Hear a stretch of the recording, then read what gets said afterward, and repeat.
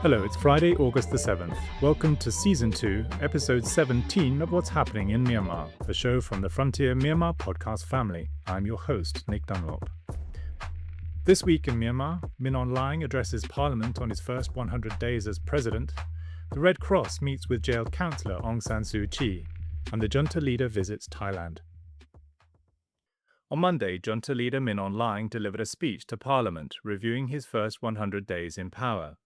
He claimed his regime was working towards a democratic and federal system, sending 43 constitutional amendments to the legislature.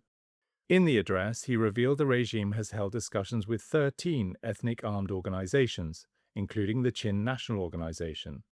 It was the first time that Junta had engaged with a resistance group formed after the 2021 coup.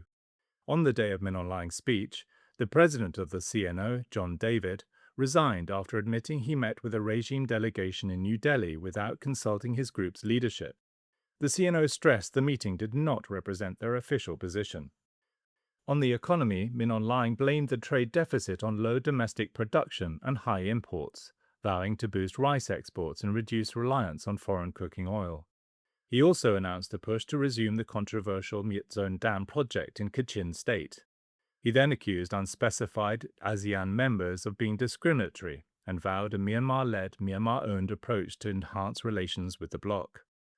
The Shan Women's Action Network released a report on Monday. It documented 172 cases of sexual and gender-based violence in Shan State from 2022 to last year. The report detailed 89 cases of domestic violence and 70 rapes, 30 of which were against minors. The group said the conflict has created a climate of impunity, with spouses and partners responsible for nearly half the cases, while soldiers and members of ethnic armed organizations accounted for almost 15%.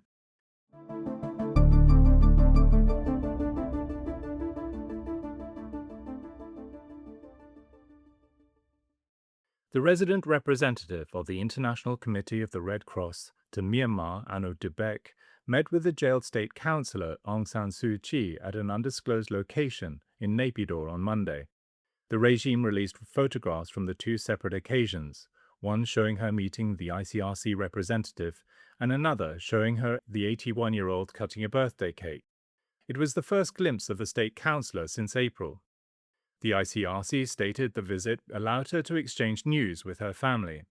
Her son, Kim Aris, welcomed the news but said, "One reported meeting cannot answer the questions my family has lived with for more than 5 years." He renewed his call for her immediate and unconditional release. The National Unity Government welcomed the news but warned it cannot substitute for her release. Ahead of Min Aung Hlaing's official visit to Bangkok, Thailand's government appeared more optimistic, with Prime Minister Anutin saying developments in Myanmar were moving in the right direction.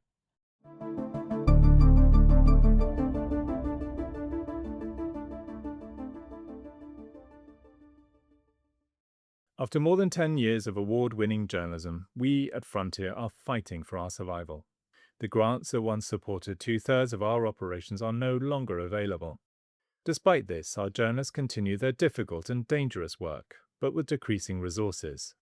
Please encourage friends and colleagues to join Frontier, so we can continue producing our trademark features, in-depth investigations, and on-the-ground reporting. By joining Frontier, you'll be supporting us to tell the stories that matter, and to cut through the noise to reveal what's really happening in Myanmar. Please click the link in the podcast show notes to join us. Thank you.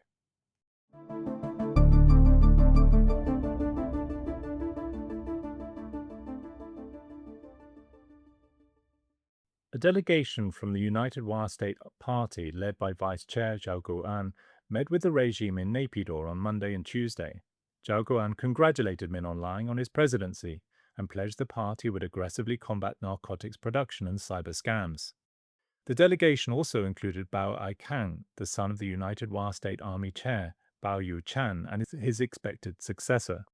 The meeting with Min Aung Hlaing underscored the regime's preferential treatment of the Wa, with the regime's information ministry portraying the talks as evidence the United Wa State Army regards the state as a parent.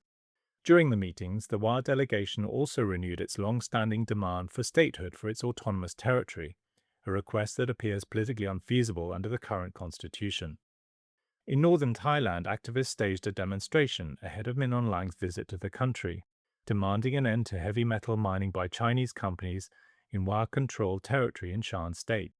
The mining has been blamed for polluting rivers in northern Thailand, including the Mekong.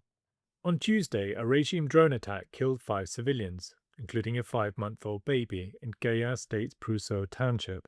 In another air raid in Mura'u Town, Rakhine State, 4 people were injured.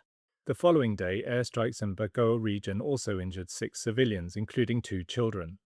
In Sagaing region, the regime was accused of pressuring displaced residents from Tamu and Kalay townships to return home or have their properties confiscated, as the military pushes to reopen the India-Myanmar-Thailand trilateral highway.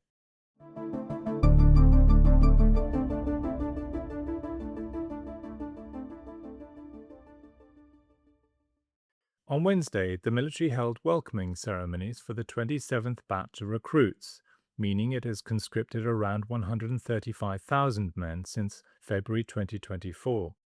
A leaked video emerged showing a recruit in Mandalay claiming he was beaten until he agreed to sign up. Reports from the Tinanthari region capital Dawei detailed the forcible recruitment of 2 waiters and a grocery store worker, while families in Yangon recounted being scammed out of millions of kyat by people promising to release their loved ones. In response, the National Unity Government said it was distributing pamphlets in Magway region on how to evade the draft. The Committee to Protect Journalists has awarded jailed photojournalist Sai Sortak for its International Press Freedom Award, alongside 5 other journalists. Sai Sortak was arrested in Sitwe in May 2023 while covering Cyclone Mocha's aftermath. He was later sentenced to 20 years in prison with hard labor on terrorism charges. He has been denied surgery for severe kidney disease and hemorrhoids in insane prison. The CPJ said his case highlights the junta's efforts to silence critical media coverage. Malaysia will not repatriate 5,000 Rohingya refugees if their safety is at risk, the communications minister said on Wednesday. The minister said the government would assess the conditions before proceeding with any return plan.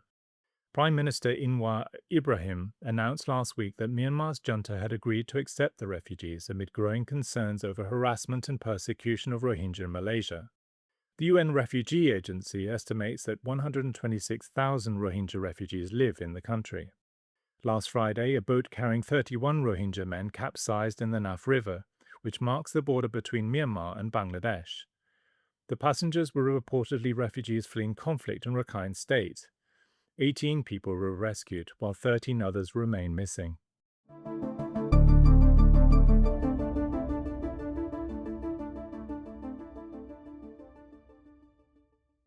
Regime leader Min Aung Hlaing arrived in Thailand yesterday for a 2-day official visit. He was greeted by the Thai Prime Minister with a guard of honor at Government House in Bangkok.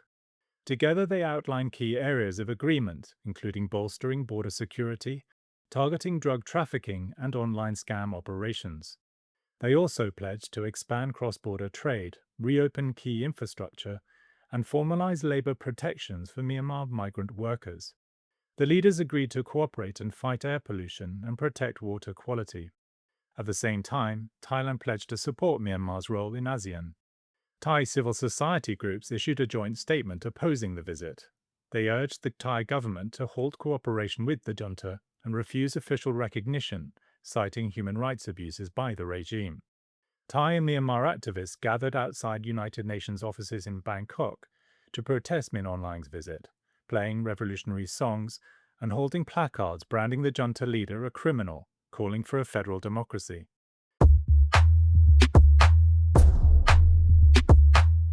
And that's the latest from Myanmar for this week.